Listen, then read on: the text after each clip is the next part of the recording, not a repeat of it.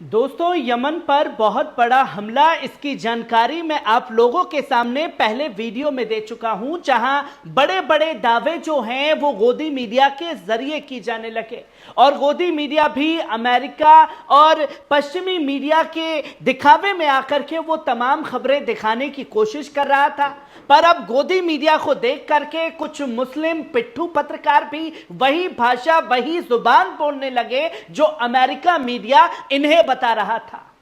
पर अब जब अमेरिका मीडिया ने चिल्लाया कि साहब अंसारुल्लाह के फौजी मिलिट्री विंग को तबाह कर दिया, याहिया सारी को जो है इस हमले में शहीद कर दिया, ड्रोन के जो सिस्टम था उसे पूरी तरीके से तबाह बर्बाद कर दिया, ये तमाम जानकारी दी जाने लगी।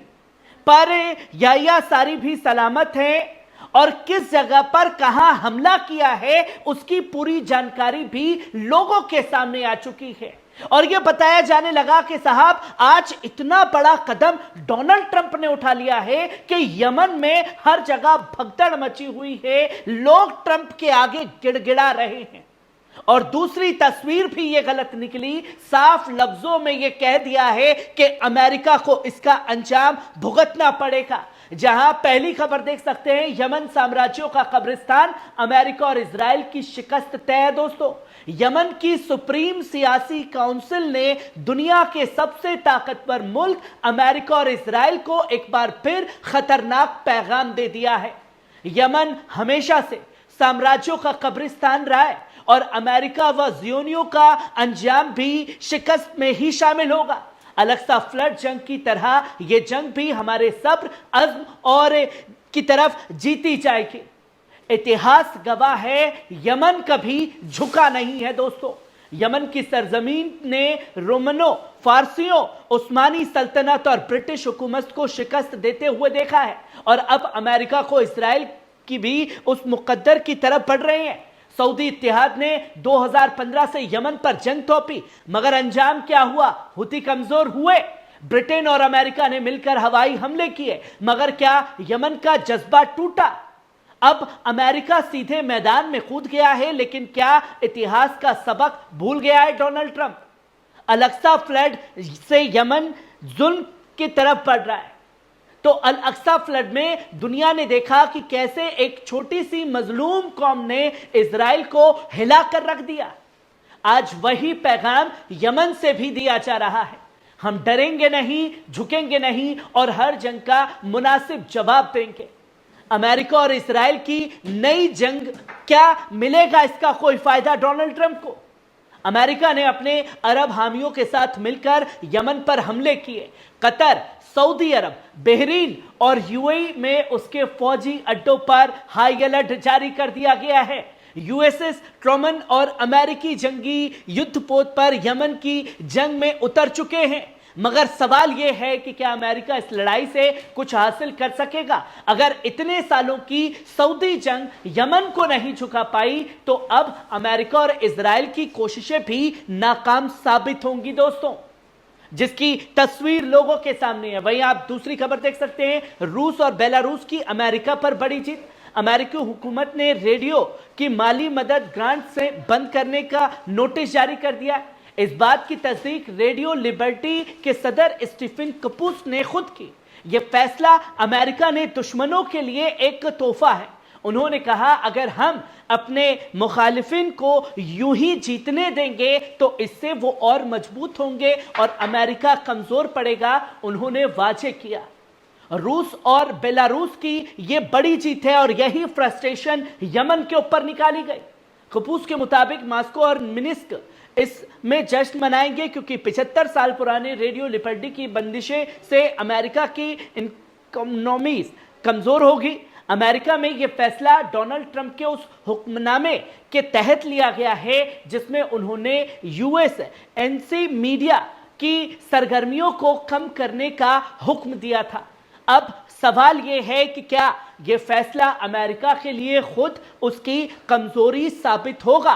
क्या रूस और बेलारूस की इंफॉर्मेशन पॉलिसी अब और मजबूत हो जाएगी? क्या यह मीडिया वॉर में अमेरिका की सबसे बड़ी शिकस्त साबित हो चुकी है? अमेरिका के इस बड़े कदम के दूरगामी असर क्या होंगे, ये देखने वाली बात होगी। दोस्तों, वहीं आप तीसरी खबर देख सकते हैं कि रूस ने हुतियों पर अमेरिकी जंगी कार्रवाई रोकने का सख्त पैगाम दिया है।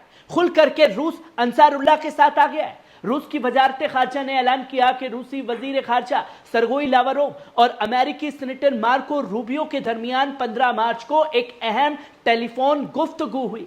यह बातचीत अमेरिका की पहल पर हुई, जिसमें रूबियो ने लावरोव को रेड सी में हुतियों के खिलाफ अमेरिकी फौजी कार्रवाई के बारे में आगाह किया। रूसी वजीर खारजा लावरोव ने इस फैसले पर सख्त एतराज जताया और तलब किया कि हुतियों पर फौरन फौजी कार्रवाई रोक की जाए। दोनों रहनुमाओं ने 18 फरवरी को रियाद में हुई मीटिंग में तयशुदा समझौते पर अमल की तफसीलात पर भी बातचीत की। अब सवाल यह है कि क्या रूस अमेरिका की इस जंग को रोकने में कोई अहम कदम उठाएगा? क्या अमेरिका रूस की इस वाजे मुखालफत को नजरअंदाज करके अपनी जंग मुहिम जारी रखेगा? क्या हुतियों को इस जंग में अब रूस की सियासी हिमायत मिल सकती है? लाल सागर की जंग अब सिर्फ यमन और अमेरिका की नहीं, बल्कि बड़े ताकतवर मुल्कों के दरमियान एक नई जंग का भी आगाज कर सकती है। वहीं आप चौथी खबर देख सकते हैं, अमेरिकी बमबारी से यमन के दहयान में पावर स्टेशन तबाह, सना के कई इलाकों में बिजली गुल।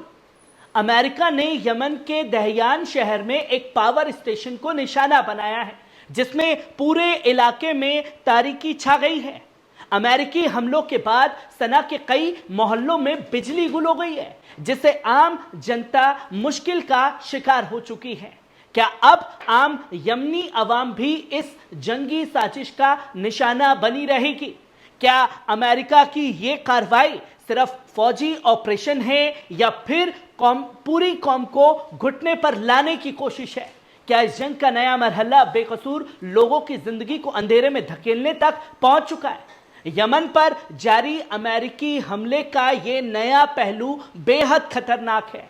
क्या दुनिया इसे देखती रहेगी? और आपको सुबह से क्या बताया जा रहा है कि साहब फौजी मिलिट्री बेस जो हैं वो तबाह हो चुके हैं यमन के, पर असल में आम जिंदगियों को अमेरिका ने नुकसान पहुंचाया है। वहीं आप छठी खबर देख सकते हैं, ब्रिटिश मीडिया ने ऐलान किया है कि यमन पर जारी अमेरिकी हमलों में ब्रिटेन किसी भी तरह से शामिल नहीं है। यह एक तरफा अमेरिकी जंग है, ब्रिटेन इसमें दखलंदाजी नहीं करेगा। अब दोस्तों, यह सुबह से बताया जा रहा था कि भैया अमेरिका और ब्रिटेन ने मिलकर के बड़ा हमला कर दिया है। डोनाल्ड ट्रंप के कहने पर ब्रिटेन ने साथ दिया, धूल चटा दी यमन को, अब घुटने पर आ गया अंसारुल्लाह, ये वो फलाना ढिमकाना सारी बातें करती गई। अब ब्रिटेन जिसके दम पर ये गोदी मीडिया और मुस्लिम पिट्ठू पत्रकार उछल रहे थे, ब्रिटेन कह रहा है कि भैया मेरा कोई लेना देना नहीं है, मैं इसमें शामिल नहीं हूं, ये सब कुछ करा धरा डोनाल्ड ट्रंप का है, इसमें हमें ना घसीटे, आपकी बड़ी मेहरबानी होगी। वहीं आप छठी खबर देख सकते हैं, अंसारुल्लाह का भी बड़ा जवाब सामने आ चुका है। अमेरिकी फौजी पर हाई अलर्ट जारी है। वॉशिंगटन पोस्ट ने यह खबर दी है कि अंसारुल्लाह तहरीक अमेरिका की फौजी कार्रवाई के जवाब में यूएई या जिबूती में अमेरिकी फौजी अड्डों को निशाना बना सकती है। लाल सागर में अमेरिकी हमलों के बाद हूतियों की जंग अब नए मरहले में दाखिल हो चुकी है। हूती रहनुमा पहले ही ऐलान कर चुके हैं, अगर जंग बढ़ेगी तो जवाब भी उसी शिद्दत से दिया जाएगा। क्या अब अमेरिकी फौजी बेस अंसारुल्लाह के जवाबी हमलों का निशाना बनने वाले हैं? क्या यूएई और जिबूती अब अमेरिका जंगी की सबसे बड़ी कीमत चुकाने जा रहे हैं? क्या ये जंग अब सिर्फ यमन तक महदूद नहीं रहेगी, बल्कि पूरे इलाके में अपनी लपेटे में ले लेगी?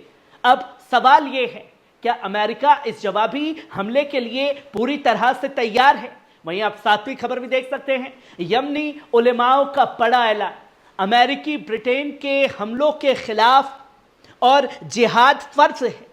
यमनी उलमा काउंसिल ने अपने बयान में साफ कह दिया है कि अमेरिका और ब्रिटेन की जंगी हमलों के खिलाफ आवाज उठाना, इसका मुकाबला करना एक दीनी फर्ज और लाजमी जिम्मेदारी है। हम हर फैसले की मुकम्मल हिमायत करते हैं जो यमनी मजहबी रहनुमा इस जंग के जवाब में लेंगे।